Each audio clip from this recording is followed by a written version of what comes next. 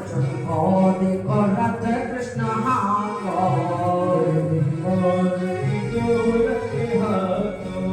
भूल गए ठकुराई हो, भूल गए ठकुराई, प्रेम सगाई होगी, प्रेम सगाई होते, प्रेम सगाई होते, प्रेम सगाई।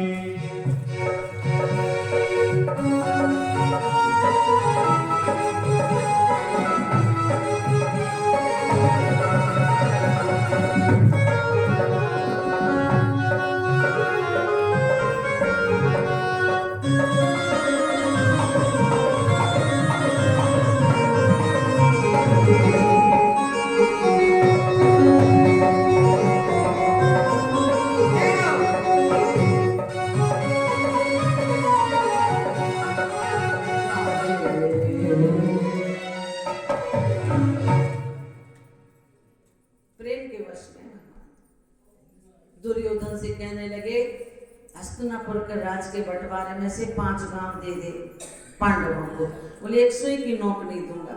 बोले तू मेरी आज्ञा तो मानता नहीं और भोजन कराना चाहता, जब आज्ञा ही नहीं मानता तो फिर मैं तेरा भोजन भी क्यों कर? तेरा मेरे भाव नहीं मेरे प्रति, तेरा प्रभाव नहीं मेरे दिल पे, तो मुझे अभाव भी नहीं है। 5 गांव नहीं दूंगा, भगवान ने कहा तो नहीं दूंगा, तो मैं तेरा भोजन 56 भोग जो तूने बनवाए मेवा मिलता इनका त्याग करता। तू मेरी आज्ञा नहीं मानता।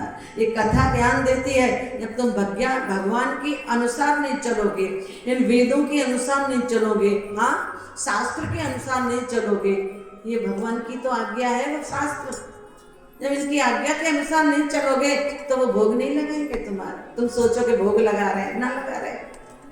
भगवान तो आज्ञा ये करते हैं। कपिल भगवान ने देवहूति को जब उपदेश किया है तो ये बताया है कि मैं प्राणी मात्र में हूं, सभी के अंदर मेरा वास है। तो सबसे प्रेम करो पहले तो। घर घर में लड़ाई है, सब मैं मेरा तो पहले तो ये आज्ञा मानो, तब तुम्हारा भोजन लेंगे। अब घर में तो झगड़ा हो रहा है, मारपीट हो रही है, बुरा वो कंडीशन हो रही है, और फिर तुम भोग लगा रहे, नहीं ले रहे वो भोग। पहले सबका भोग लगा के भोग लगाओ, सबको प्रेम करो। इस प्रकार से आज भगवान वहां से चल दिए हैं, लेकिन विदुर जी आए, आकर के उन्होंने धृतराष्ट्र को समझाया। धृतराष्ट्र कौन है? अंधे नहीं है वो, मोह में अंधे हैं। गांधारी ने पट्टी बांध रखी है, वो क्या है? वो ममता की पट्टी है। दुर्योधन का कुछ दिख नहीं रहा है कि ये क्या कर रहा है हमारा बेटा। जो माता पिता मोह में और ममता में रहते हैं, मोह ममता में, उन बच्चे उनकी आज्ञा का पालन नहीं करते। थोड़ा सा उनको संतों का सानिध्य कराओ, उनको थोड़ा ज्ञान कराओ, उनको थोड़ा अच्छे आचरण सिखाओ। मोह में अंधे, ममता की पट्टी बांध रखी है गांधारी ने। ये कथा ज्ञान देती है, गांधारी मत बनो, मोह में धृतराष्ट्र मत बनो। थोड़ा देखो क्या हो रहा है।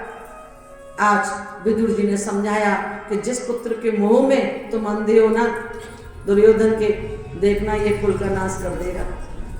किसी ने जाकर के कह दिया कि विदुर जी भड़का रहे हैं, तुम्हारे पिताजी ने लाल आंख करके आया। विदुर जी ने देखा ये अपमान करेगा और बच्चों की तरह पाला है इनको। विदुर जी ने बच्चों की तरह, और जब बच्चे अपमान करें तो वहां से फिर हटा देना चाहिए अपने को। उन्होंने वहीं से, कहते हैं जो बड़े बुजुर्गों का अपमान करे, नित्य वृद्धुप सेवने चत्वार तस्य वर्धन्ते आयुर्विद्या यशो बलम। जो नित्य ही बड़े गुणों की, महापुरुषों की, अपने माता पिता की आदर करता है, सम्मान करता है, उसके 4 गुण बढ़ जाते हैं, आयु, विद्या, यश और बल। दुर्योधन के घट गए। किसी की मानता ही नहीं है, घट गए, पांडवों के बड़े हुए हैं। आज विदुर जी चले आए, लेकिन भगवान कृष्ण ने जब रथ आ रहा था ना, तो पहले ये सारा कर दिया। तो भोजन वहां होगा। तो आज भगवान कृष्ण ने कुंदी खटखटा दी। सुलभा विदुर जी की पत्नी स्नान कर रही है, और जब आवाज सुनी कि भगवान आए हैं कृष्ण, क्या कह रहे हैं, देवी कुंदी खोलो, मुझे भूख लगी है। तो कैसी अवस्था में चली आई वो, स्नान कर रही थी, वस्त्र भी नहीं बदले, जैसी थी वैसे ही भीगे वस्त्रों में आ गई। भगवान ने देखा कि ये भाव में वस्त्र पहनना भूल गई है। भगवान ने अपना पीतांबर सुलभा के बदन पर डाल दिया।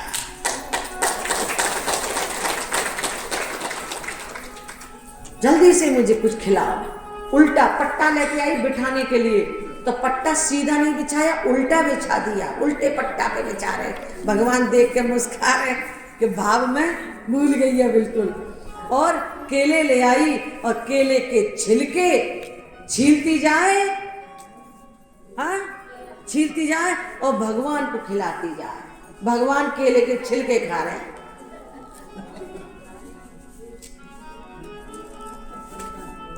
और गिरिए नीचे पटक दी।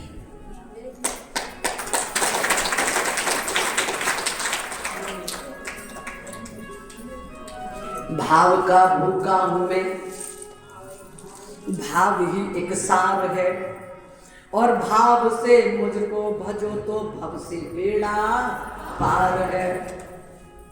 भाव के भूखे हैं, भाव से पा लिया। तो महाराज